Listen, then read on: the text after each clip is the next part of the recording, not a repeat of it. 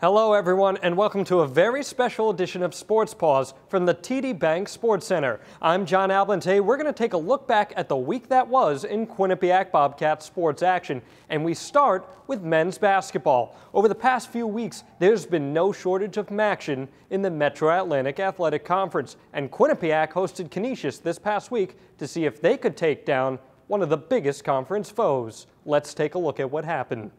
The Canisius Golden Griffins took an 18-point lead over the Quinnipiac Bobcats early in Thursday's game. Head coach Tom Moore was unhappy with the slow start for the Bobcats. Really disappointed with how the beginning of the game went. Obviously, we dug ourselves way too big a hole against a really, really good team. The Bobcats' attention may have been too focused on Griffins point guard Billy Barron, which opened opportunities for other players like Zach Lewis, who put up 14 points in the first half. I mean, Billy makes plays, out of that. And I thought, guys stepped up. I mean, you look down and, Zach Lewis, 17, Chris Perez, 15. I mean, we had other guys really step up and made plays. Despite going down early, the Bobcats cut the lead to 9 before the half, as Zaid Hurst and Evan Conti rallied the team. I thought Zaid and Evan did a great job in emotionally lifting us and with some plays to bring the thing all the way back, race 16 of those points. I just didn't get enough help from enough guys. Early in the second half, the Bobcats got within 2, due in large part to Zaid Hurst's career-high 33 points. Well, I just, shots were going, and, I was able to, get open looks and create, and they were just falling out. Hurst's efforts wouldn't be enough. Barron emerged for the Griffins in the second half, scoring 15 points to lead his team to an 86-74 victory. When the floor is open, we don't want to open the floor at all for him, but you're down by so much and there's so much time on the clock, we gradually got into our pressure package, and that's when he's lethal. You're scrambling around a little out there. I thought in half-court situations, both in the first and the second half, I thought we did a great job when it was settled into the half-court, but like I said, when we had to come out and extend our defense 94 feet and it got a little loose, that's where I thought he got. We didn't have to do that in the first half. Looking to the future, Hurst knows what needs to change. We can't start off slow. We got to hit the glass. We got to win the rebound margin. 2 of the last 3 games, we tied and we lost, and that's not who we are. Taylor Massey, Q30 Sports.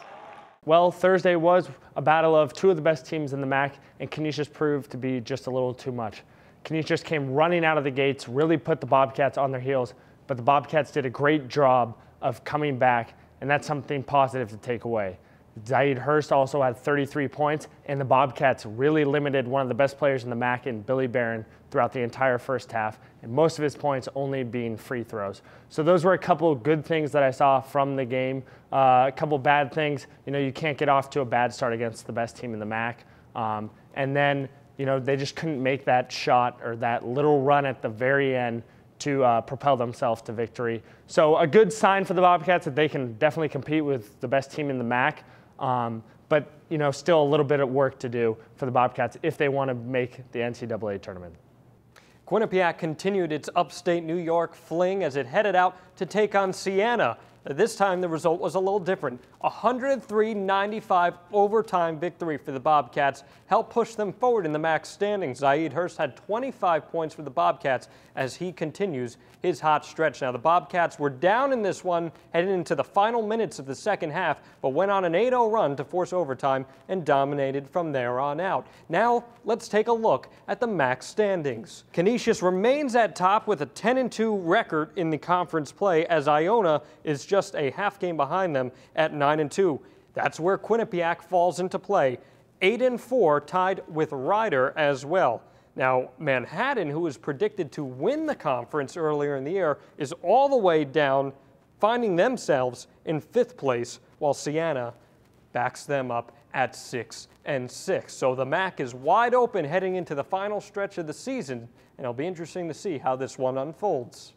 Quinnipiac women's basketball looked to keep pace in the MAC as well this past week as the team traveled to Niagara to increase their MAC standing. Well, the Bobcats, they didn't struggle. 93-78 victory over Niagara with Jasmine Martin leading the way with 24 points. Ellen Cannon also had a career-high 17 points, while Samantha Guastella also managed to reach double digit with 15. Let's now take a look at the women's basketball side of the MAC standings. Iona leads the way at 12-0, with Marist just behind them at 11-1. Fairfield and Quinnipiac then are tied at 8-4, with Ryder, Niagara, and Monmouth rounding things out. When we return on Sports Paws, women's ice hockey was in action this past week as the team took on both Dartmouth and Harvard, and we bring in Mark Spillane. We're going to break everything down about the weekend for the Bobcats. What does it mean? Find out when we get back. The Bobcat Shop, located at 1010 Sherman Avenue in Hamden. Your #1 choice for Bobcat merchandise. The Bobcat Shop features 2 floors of countless styles and colors. With a full 19,000 square foot screen printing and embroidery operation on the premises, Campus Customs and Simplify can design and decorate any garment or promotional product as quickly as needed. Stop in and say hi.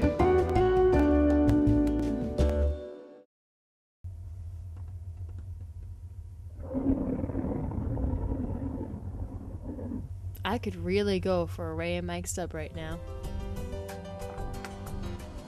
Come to Ray and Mike's and try our Philly chicken with cheese for just over $4, giant cheesesteak subs, and mouth-watering boar's head sandwiches for as low as $4.75. Q-Cash accepted just a mile down the road on Whitney, here at Ray and Mike's. Welcome back to Sports Paws, presented by Q30 Sports here on Q30 Television. I'm Jon Alba, and it's time to break down the hot action in the ECAC, and for that we bring in Mark Spillane. Quinnipiac women's ice hockey hosting the Dartmouth Big Green at High Point Solutions Arena. And we'll jump right into the first period here. The Bobcats with an opportunity, but it's going to be Lindsay Holcroft making the save in net for Dartmouth. That would be the theme of the day. She's going to make another one right here on a slap shot from Shelby Wignall at the point. She would keep the Big Green in this game throughout, but Chelsea Layden, not to be outdone, making some nice saves of her own in net for the Bobcats. Second period we go now. Dartmouth's going to get on the board first here despite being outplayed. It's Emma Corbs with a blast from the point through a screen. Layden never sees it. Might have gotten deflected by one of her defenders, and it finds the back of the net just like that. Dartmouth leads. Trying to extend the lead to 2-0. No go. Chelsea Layden tall to the task, and then the Bobcats would respond. Babstock cross to Emma Woods, and she would bury one in the open net to tie the score at 1. Still tied at 1, heading to the third period, a rebound opportunity for Morgan Fritz Ward. She fires it home, and the Bobcats lead 2-1 just like that. Dartmouth trying to tie the game back up at 2-2, but Layden makes a stop and grabs it out of the air. Nice job by her. Another onslaught comes from Dartmouth. A few plays in front, Layden stands tall to the task, nothing gets through her, and Quinnipiac still leads 2-1. And then an insurance goal. The oh-so-necessary insurance goal from Nicole Connery, who gets a loose puck in front and rips one home on the forehand. The Bobcats win 3-1, and they give Coach Rick Seeley his 100th career win at Quinnipiac. Here's Coach Seeley after the game. To tell you the truth, I don't really care about the milestone, but it's a testament to how well our team's been. If we did that in 5 years, for the most part 5 years, because the first year we had 3 wins, it means we've been a consistently good program, and that makes me proud. I'm proud of the players that have been here, but there's no win a coach has ever had that he did himself, and for the most part, coaches do nothing during the game. So I'm proud of our team. It's not, those things are nice, but I don't really care.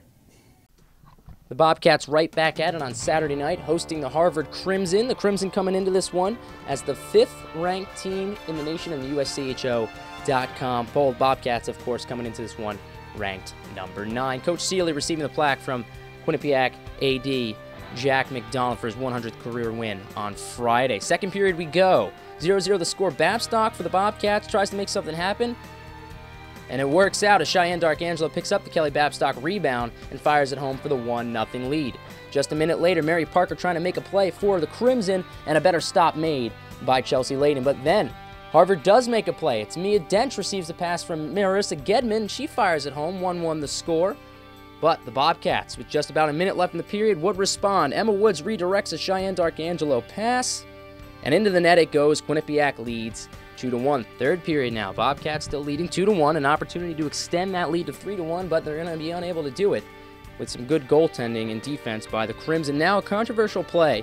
Mary Parker skates in, pokes that one past Layden. Bobcats thought it should have been blown dead, Doesn't matter, score's knotted at 2, and D'Arcangelo is unable to finish on a nice one-timer chance at the end of the third period. Overtime we go, 2-2 still the score. Quinnipiac with a couple of more chances, but nothing doing there. Harvard holds on with some nice defense at the end and skates to a 2-2 tie with the Bobcats. So Mark, behind us is High Point Solutions Arena, and in just a matter of weeks really, this place is going to be hosting the 2014 NCAA Women's Frozen Four. And interestingly enough, the Bobcats could find themselves in it for the first time ever on its home turf. Let's talk about what is it going to take for this team to get there. Well, you mentioned first time ever this program's really been in this conversation, so it's an exciting time around here. What it's going to take is a couple of big victories or at least ties. What I mean by that is they have a game against Cornell coming up and a game against Clarkson coming up. Those are two of the top 3 teams in the ECAC, along with Harvard, who we just saw the tie against on Saturday. They need to at least get some points out of those games, and then they need to take wins against the other teams that they're playing, Brown, Yale, Colgate being some of them.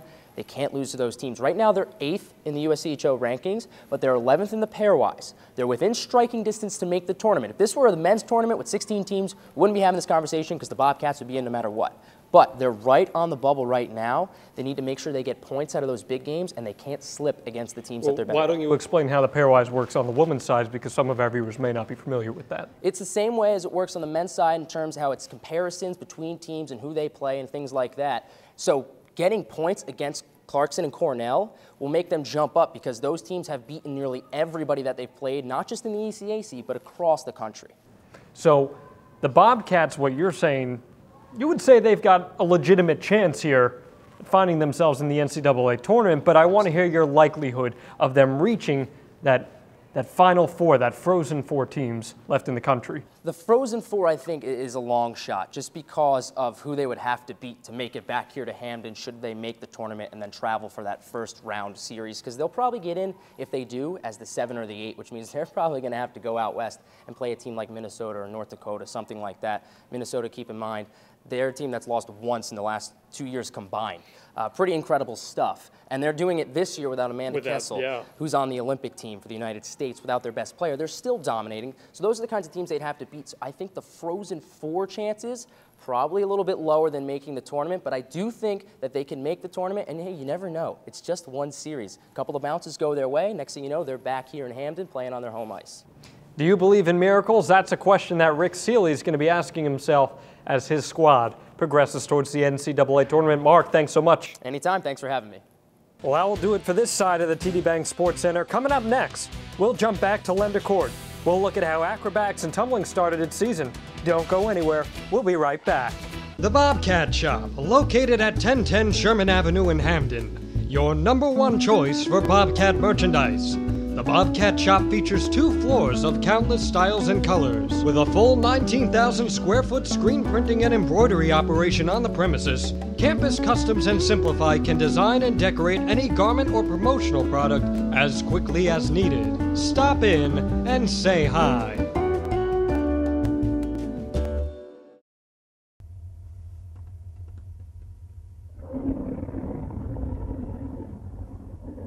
I could really go for a Ray and Mike sub right now.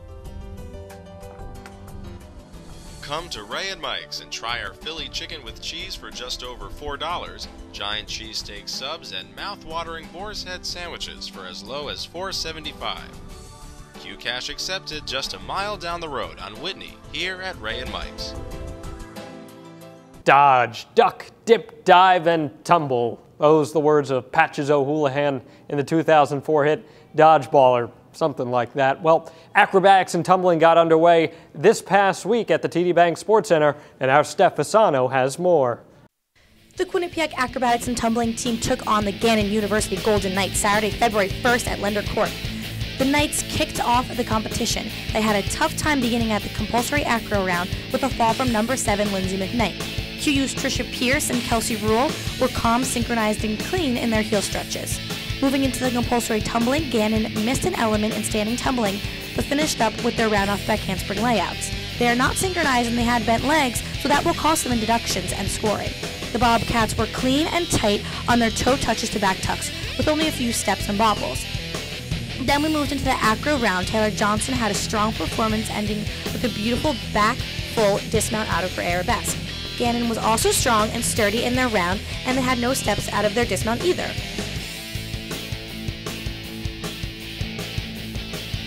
Trisha Pierce showed off an absolutely phenomenal performance, extremely clean ending with an amazing bow and hour to a double down dismount. Absolutely beautiful finishing up with a switch up to a heel stretch. Newcomer freshman Kelsey Rule showed a great acro sequence, sturdy flying, and an interesting new dismount. Moving into the pyramid round, QU ahead with a score of a 67.15 to a 61.19. Number 7 McKnight from Gannon, strong handstand pyramid, half twist dismount, bases caught her very high with no steps. Sophomore Alicia Zest and Taylor Johnson from QU had a clean pyramid lift. Slight bent knees from Johnson, which will cost her introductions. Gannon had some trouble in their handstand pyramid with a sloppy low catch from the bases in their cradle. The flyer cannot hit the ground, or that will be a huge deduction. Going into tumbling, QU leading 123.44 to 115.89. Gannon with a huge mistake, number 13 Haley Maynard either overturned or didn't complete the correct skill in the opening tumbling round. That will really hurt the Knights. Rule comes in for the open heat and competes an absolutely amazing, beautiful round-off full and a half step out through to round-off back handspring whip full. Going into the team routine, Gannon behind by 14.45 points. They were consistent and had some bobbles and steps on acro. A few bent knees and tumbling, but the girls cheered each other on. QU opened up team routine with an outstanding tumbling with a mix of handspring, handspring, handspring layouts, a solid acro toss, and pyramid elements without any falls. QU won the team routine round with a close gap of a 106.05 to Gannon's 104.73. The Quinnipiac Acrobatics and Tumbling team have defeated Gannon University this afternoon with a score of a 279.575 to 260.895. This was Gannon University's first ever competition in the history of the program for their school. Quinnipiac Acrobatics and Tumbling team will face Baylor University here in Lender Court February 23rd. I'm Steph Fasano, Q30 Sports. And that about does it for us here on Q30 Sports Paws. Don't forget, find out more about Q30 Sports on Twitter and follow at Q30 Sports, and check us out on the interweb as well at www.q30television.com. Until next week, I'm Jon Alba. We'll see you next time.